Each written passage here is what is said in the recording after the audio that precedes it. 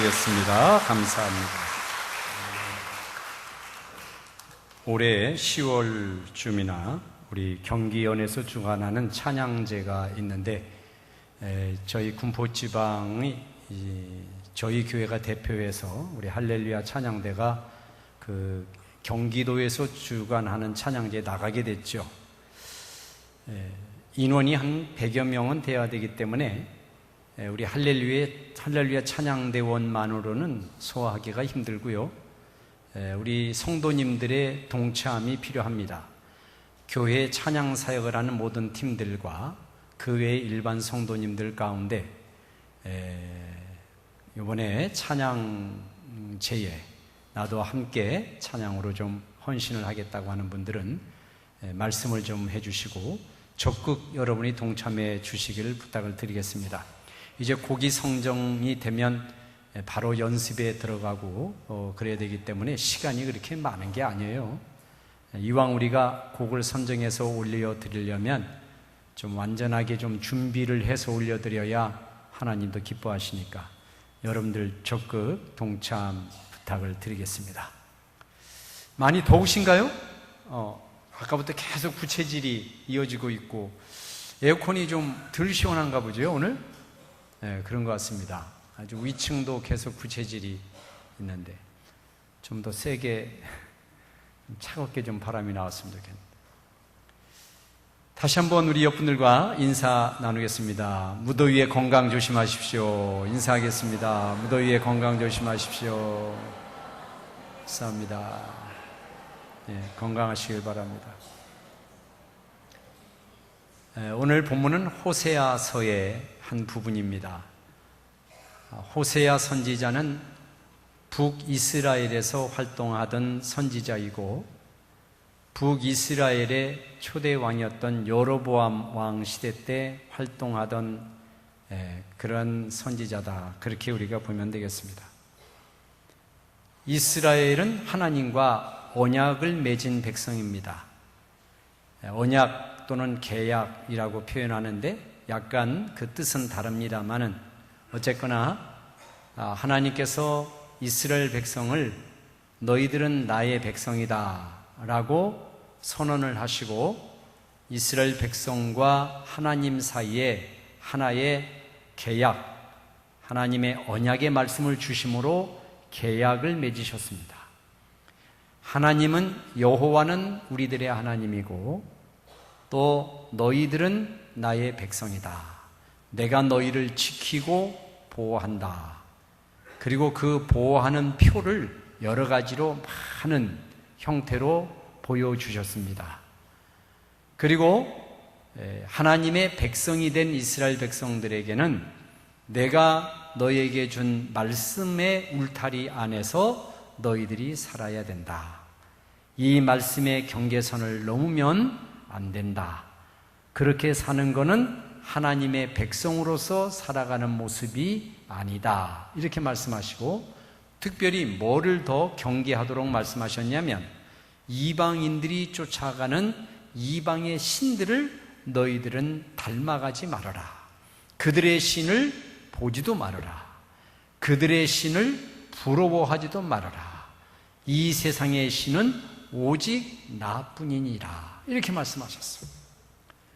그렇지만 이스라엘 백성들은 아직도 하나님에 대한 온전한 신뢰를 다 쌓아놓지 못하고 있었기 때문에 자기들의 눈에 보이는 헛된 신, 자기들의 귀에 들리는 세상의 이야기에 귀를 기울이고 보이는 것으로 자기의 삶을 사는 그런 범죄를 자주자주 저희들이 저질렀습니다. 그때마다 하나님은 경고하시고 너 지금 곁길로 가고 있다. 너 지금 내 경계선을 넘었다. 너는 지금 울타리를 넘어 세상을 향하여 가고 있다. 너는 나를 믿는 것이 아니라 나도 믿지만 세상의 헛된 신도 믿고 있으니 빨리 돌아와라. 돌아서라. 조심하라 하고 하나님은 경고를 보내주시죠. 그러면 선지자를 통하여 또 훌륭한 지도자를 통하여 이 백성들의 경각심을 주어서 흐트러졌던 그들의 마음을 다시 하나님께로 향하게 하고 그 향해진 마음으로 그 하나님 앞에 헌신하도록 그렇게 하나님이 해오십니다. 그러면서 세월이 막 흘러가는 거예요. 세월이 흘러가는 사이에 옛사람은 죽고 또 새 사람이 태어나고 그 새 사람에게 똑같은 하나님의 언약을 다시 한번 환기시켜주고 그리고 또 그 사람도 죽고 또 새 사람이 태어나고 이렇게 많은 세월이 흘러가는 가운데 이스라엘이라고 하는 나라가 나라라고 하는 그런 모습으로 이제 강대해졌습니다. 근데 이 이스라엘 백성들이 솔로몬 왕 시대가 되어서 솔로몬 왕이 죽고 난 다음에 나라가 두 동강이가 났죠. 북쪽 이스라엘과 남쪽 유다라고 하는 이름으로 우리나라가 남북한으로 나뉘어진 것처럼 그렇게 두 동강이가 났습니다. 그때 솔로몬이 지었던 성전은 남쪽 예루살렘에 위치해 있었고 두 동강이가 나기 전까지 많은 이스라엘 백성들이 절기마다 이 성전에 올라와서 예배를 드리곤 했습니다. 그런데 이제 북쪽 이스라엘 사람들이 나라가 두 동강이가 난 다음에는 남쪽에 와서 예배 드리기가 참 어려웠어요. 그래도 처음에 나라가 둘로 나뉘었을 초기에는 그래도 북쪽에 있는 사람들이 남쪽의 성전에 예배를 드리러 자유롭게 왕래할 수 있었지만 점점 시간이 흘러가면서 북쪽 왕 여로보암이라고 하는 왕이 생각하기를 우리 북쪽 이스라엘 사람들이 남쪽에 예배만 드리러 갔다 오면 자꾸만 다른 소리를 하고 우리 북쪽보다도 남쪽이 좋다고 그런 얘기를 하고 남쪽 나라가 더 살기 좋은 거 아니냐라고 하고 여로보암이 들을 때는 아주 그게 신경 쓰이고 거슬렸어요. 그래서 한 가지 방법을 생각한 것이 뭐냐면 북쪽과 남쪽 사이에 38선을 그어야 되겠다 이렇게 생각하고 이제 앞으로 북쪽에 있는 사람들은 예배를 드리러 남쪽에 가지 못하도록 딱 막아버렸습니다. 그러면서 한 가지 방법을 제안을 했는데 남쪽에 예배를 드리러 내려가지 못하는 대신에 북쪽에 너희들이 예배를 드릴 수 있는 몇 장소를 선택해 줄 테니 너희들은 그곳에서 예배를 드려라. 거리가 문제겠냐? 건물이 문제겠냐? 꼭 솔로몬 성전에 가야 예배 드리는 거 아니다. 여기서도 예배 드려도 된다. 그렇게 말하면서 백성들을 다독였어요. 그리고 그 예배 드리는 몇몇의 장소에 금송아지를 만들어서 딱 세우고 이것이 너희들이 믿는 하나님이다 라고 얘기를 했습니다. 하나님은 이 여로보암이 저지른 이 죄에 대하여서 아주 불쾌하게 생각을 했습니다. 금송아지라면 우리가 생각나는 것이 이스라엘 백성들이 애굽에서 나와 광야에 있을 때에 모세가 하나님을 만나러 호렙산에 갔고 아무도 없을 때에 아론을 협박해서 이스라엘 백성들이 금송아지를 만들었습니다. 금송아지를 만들고 우리 하나님 어디 있냐? 하나님이 보이냐? 우리를 지도했던 모세는 어디 갔느냐? 올라간 지 벌써 40일이 가까우는데 보이지 않는 걸 보니 짐승에게 찢겨 죽었을 거다. 그러니 이제 우리를 인도할 하나님을 우리 눈에 보이는 하나님으로 모셔드려야 우리가 힘이 나지 않겠냐? 그리고 금송아지를 만든 거예요.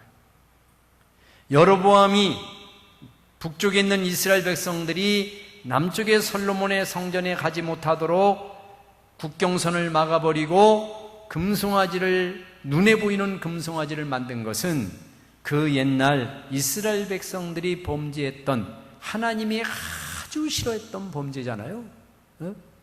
눈으로 보이는 것으로 하나님을 삼고 그것에 매달리게 하는 것을 하나님은 싫어하셨어요. 왜? 사람은 눈에 보이는 곳에 미혹되기가 쉽고 또 보이지 않는 것보다도 보이는 것에 마음을 더 빼앗기는 존재라고 하는 것을 그렇게 연약한 존재라고 하는 것을 하나님은 너무나도 잘 아시기 때문에 백성들로 하여금 적어도 하나님을 믿는 믿음에 있어서는 눈에 보이는 형상으로 위안을 주거나 만족을 주는 것은 믿음의 순수함을 깨뜨려버리고 그 순수함을 더럽히는 것이라고 하는 것을 분명히 아시기 때문에 하나님은 그걸 싫어하신 거예요. 우리들이 현대사회에서 믿음 생활을 한다고 하지만 우리들도 이 부분에서는 굉장히 약해요. 우리가 그 옛날 구약의 사람들처럼 여로보암처럼 금송아지를 만든 것은 아니지만 마음의 금송아지를 만들고 보이지 않는 하나님보다는 나도 모르는 사이에 그렇게 보이는 것에 내 마음을 빼앗기는 경우를 우리는 많이 경험하게 됩니다. 건강의 문제, 재물의 문제, 나의 환경의 문제, 인간관계의 문제, 내가 추구하는 목적을 이루기 위한 것, 갑자기 예기치 못하게 당하는 어려움, 이런 것들 속에서 우리는 당장 문제 해결에 내 마음을 빼앗겨서 보이지 않는 하나님 앞에 시간을 두고 시간이 많이 걸려도 하나님의 응답을 기다리고 하나님 앞에 머리를 조아리는 그 시간을 많이 가지기보다는 우선 마음이 급하니까, 당장 내가 어려움을 당하는 게 고통스러우니까 쉬운 방법을 선택을 해요. 그래서 눈에 보이는 금송아지를 쫓아간단 말이죠. 내 방법으로 문제 해결하려고 하고 하나님의 응답을 기다리기보다는 세상의 소리에 귀를 더 기울이고, 또 그런 것들이 세상의 소리라고 하는 것에 대해서는 듣기가 싫으니까 적당하게 하나님의 말씀과 섞어가지고 세상의 소리를 하나님의 응답받았다고 한다든가, 이런 미혹을 우리는 많이 받고 살아요. 이 문제예요. 보이지 않는 하나님을 보이는 하나님으로 삼고 살아가는 우리 삶의 주변의 것들을 우리가 어떻게 보이지 않는 하나님을 모시듯이 그분 앞에 이 문제를 해결해 갈 것인가, 이게 우리들의 관건인 거예요. 하나님께서 이렇게 범죄한 여로보암과 북이스라엘 향하여서 호세아 선지자를 통하여서 말씀을 하고 있습니다.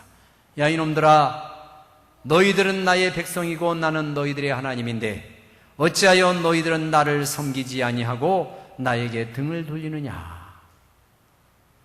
호세아서 초반부에 보면 하나님께서 호세아 선지자에게 너 고멜이라고 하는 여인과 결혼해라.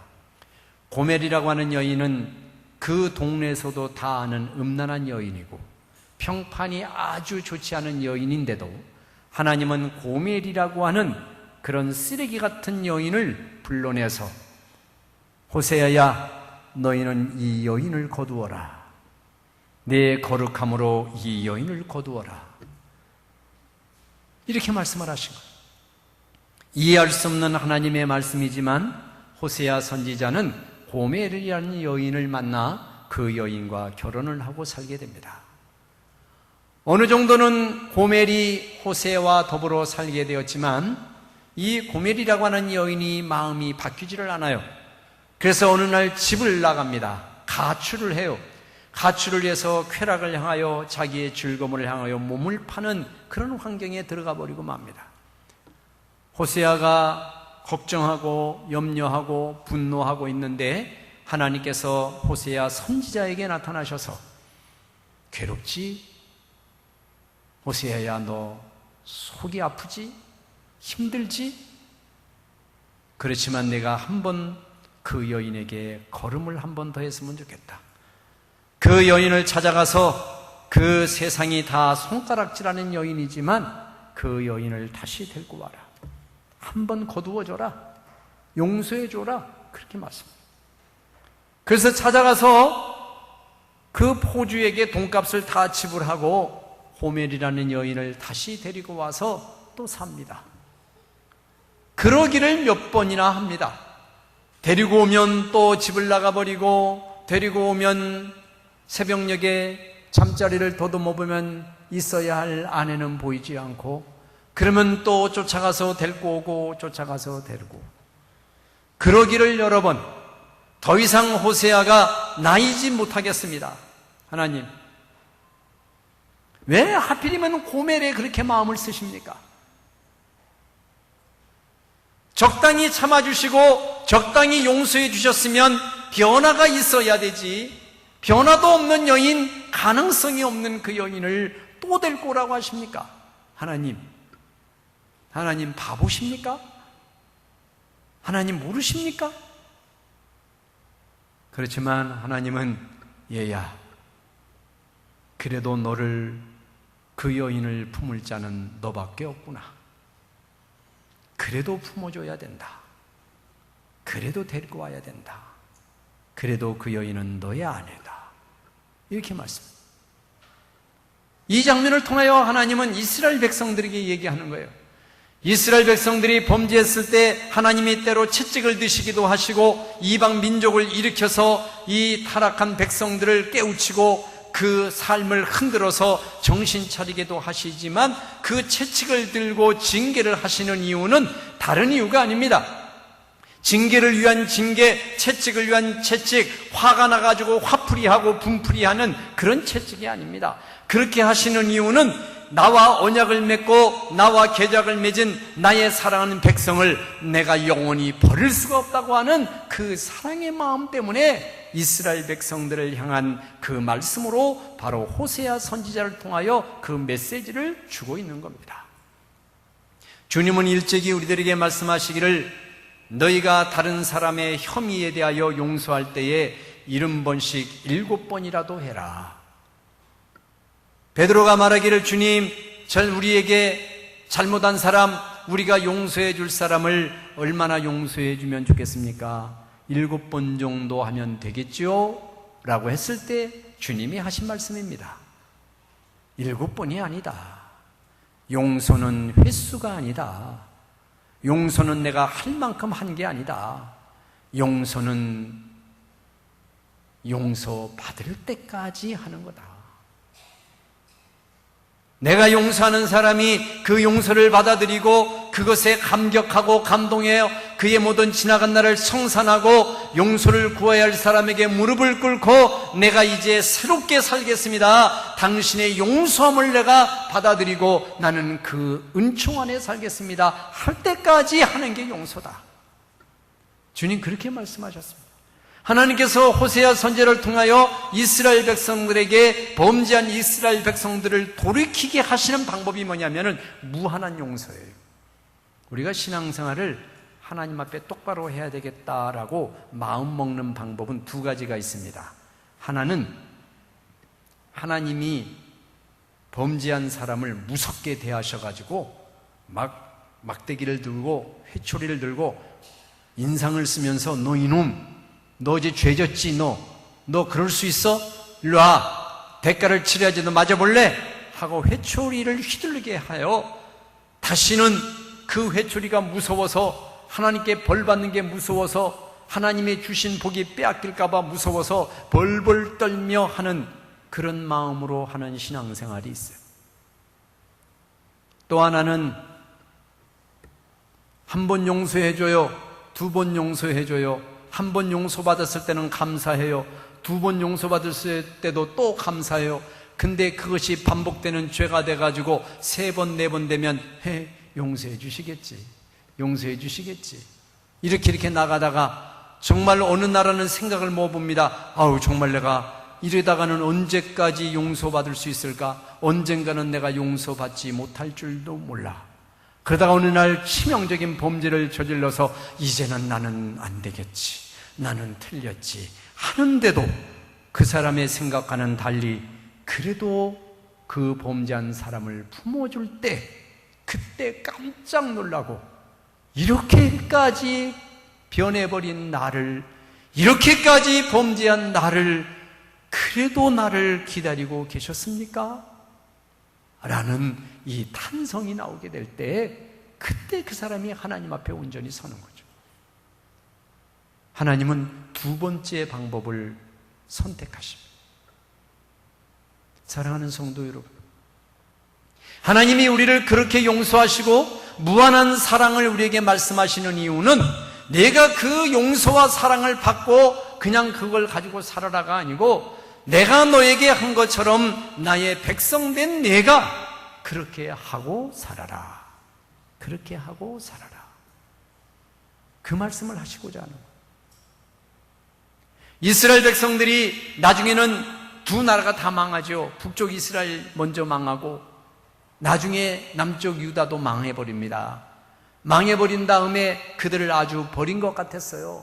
바벨론으로, 아수르로 이렇게 다 포로로 잡혀가가지고 지리멸렬한 상태가 되어서 다시는 고국 땅에 돌아올 수 없을 것 같은 범죄한 대가가 너무나도 지독하고 힘든 그런 상황 속에서 절망의 자리에 있을 때 하나님이 이 백성들을 다시 원래의 자리로 돌이켜 주십니다. 무한한 용서의 아주 클라이맥스라고 그럴까, 극치를 우리에게 보여주고, 하나님 지금 우리에게도 그런 사랑을 보여주시는 거예요. 무한한 사랑.